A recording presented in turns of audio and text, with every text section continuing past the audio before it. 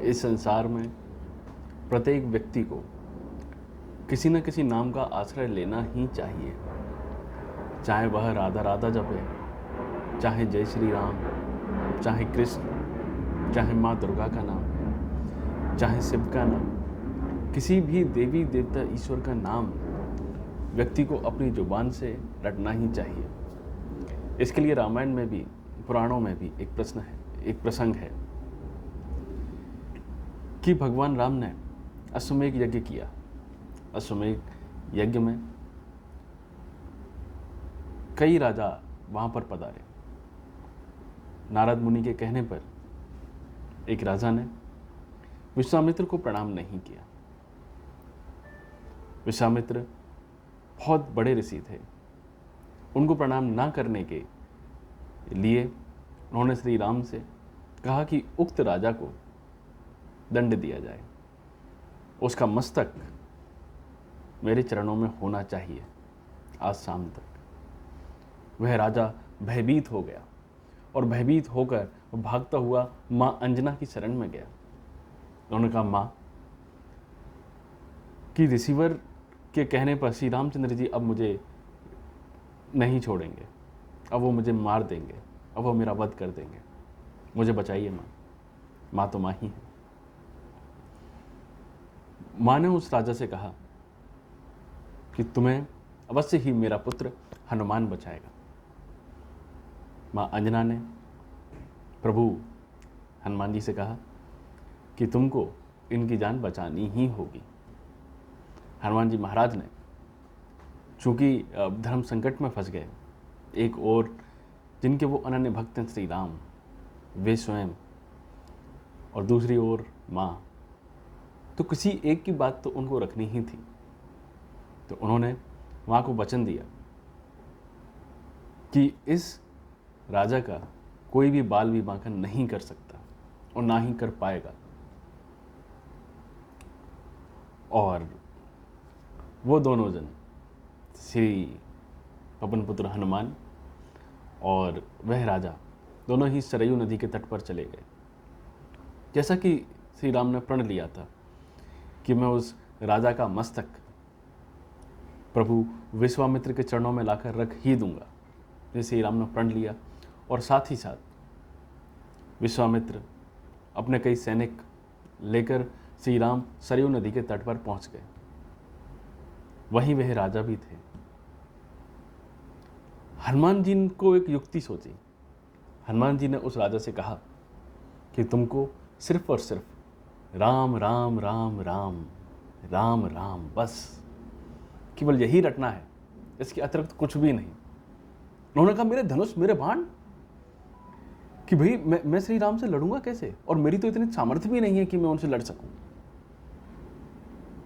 उन्होंने कहा, नहीं, केवल राम नाम, केवल राम नाम ही एक आधार है जो तुम्हें बचा सकता है। वह राजा सरयू नदी के किनारे बैठ गया, एक टीले पर बैठ गया और बस राम नाम धुन, राम राम जय राजा राम, राम राम जय सीता राम, केवल यही धुन गाने लगा। राम जी ने अनेक प्रकार के अस्त्र शस्त्र, स्वयं राम जी ने अनेक प्रकार के अस्त्र शस्त्र से उनके ऊपर प्रहार किया, लेकिन सारे शस्त्र शक्तिहीन हो गए। अब राम जी को भी, राम जी तो सर्वस्व ज्ञानी थे, उनको तो सब पता ही था, लेकिन विश्वामित्र जी को दिखाने के लिए वो प्रहार पर प्रहार करते ही जा रहे थे।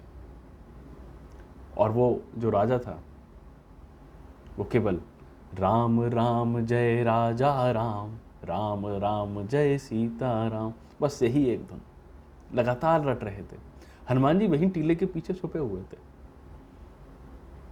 हनुमान जी ने ही उनको ये गुण मंत्र दिया था कि सिर्फ राम नाम ही है जिससे पत्थर भी तर जाते हैं, पत्थर भी तैर जाते हैं, और वही हैं जो तुम्हें बचा सकते हैं। अंत में ये विश्वामित्र जी भी देखकर अचंभित हो गए।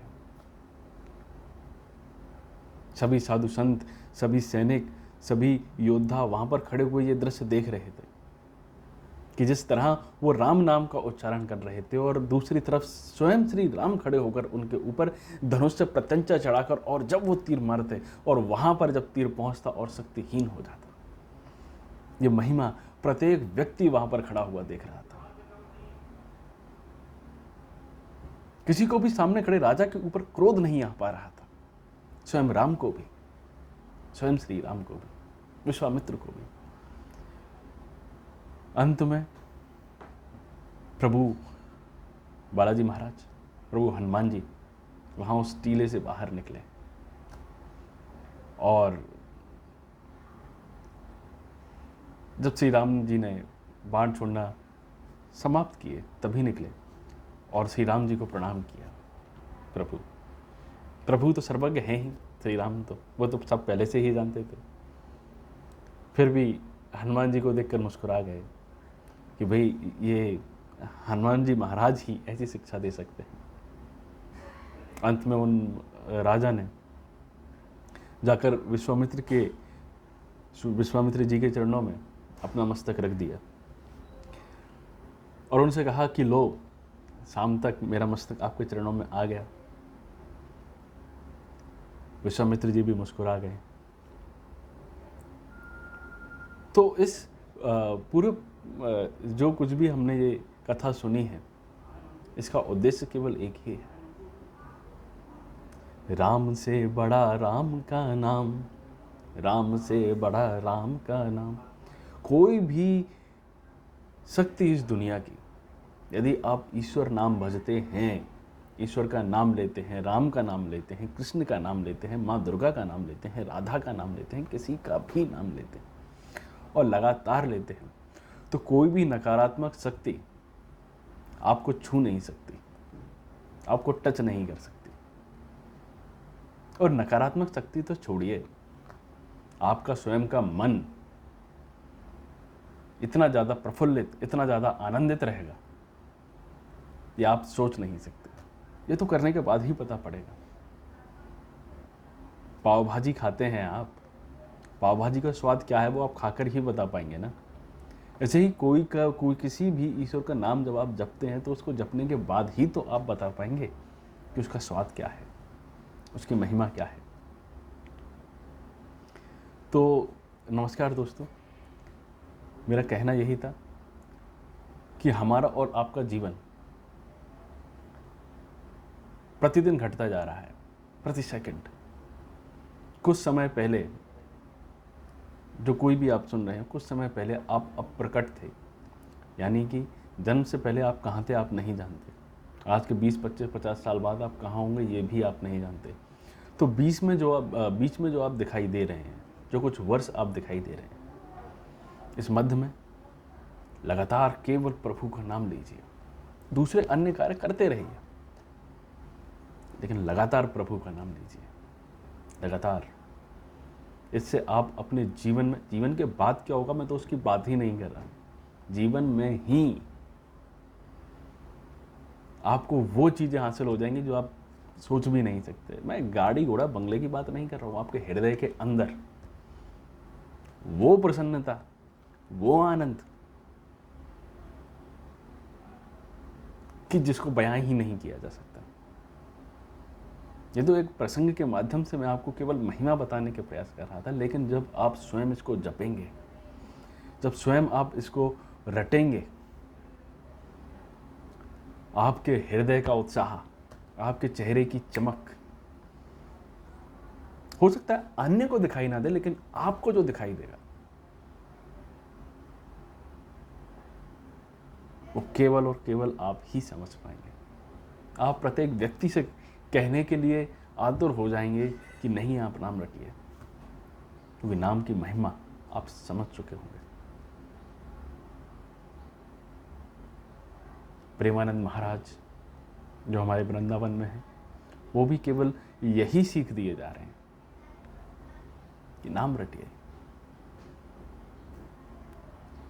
इसी के साथ ही मैं अपनी वाणी को विराम देता हूँ।